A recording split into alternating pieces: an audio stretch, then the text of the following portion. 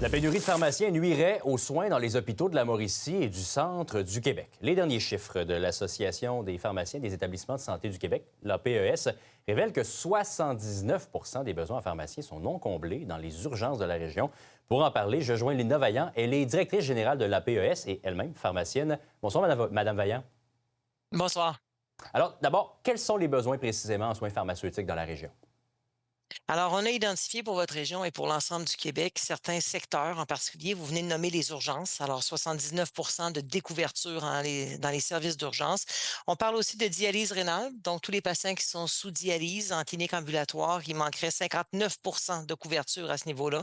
Et en soins intensifs et aux soins intensifs coronariens, on parle de la moitié à peu près. Alors, ça, ce sont les secteurs pour lesquels on dispose de ratios. Donc, on est capable d'évaluer le besoin précis, mais il y a probablement plusieurs autres secteurs pour lesquels il y a aussi un manque de pharmaciens, mais à ce jour, on n'a pas encore de données pour pouvoir le mesurer spécifiquement. On peut imaginer que ça a des impacts sur les services aux patients. Comment est-ce qu'on en est arrivé là, Madame Vaillant? Il faut comprendre qu'on subit une forte compétition du secteur privé. Alors, au Québec, 80 des pharmaciens se retrouvent dans le secteur privé. Ils ont évidemment des besoins de main-d'œuvre aussi, donc il y a une forte compétition. Et nous, on doit attirer des jeunes pour venir se faire former 2 années de plus. Alors, c'est 6 ans de formation universitaire pour devenir pharmacien d'établissement.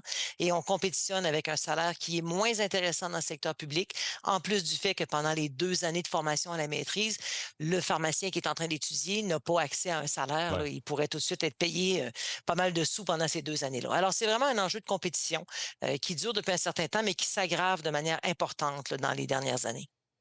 Outre cet enjeu de compétition-là, Madame Vaillant, est-ce que vous avez des pistes de solutions peut-être pour améliorer la situation?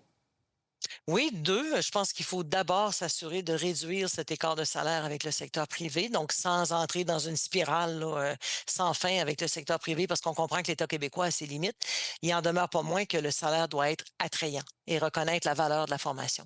L'autre élément, ce serait peut-être de prendre le modèle qu'on observe avec les IPS, les infirmières de pratique spécialisées, et se servir de cette formation de maîtrise pour décerner un certificat de spécialiste aux pharmaciens qui pourrait à ce moment-là donner davantage de soins et d'accès au réseau de la santé en étant, par exemple, des prescripteurs autonomes.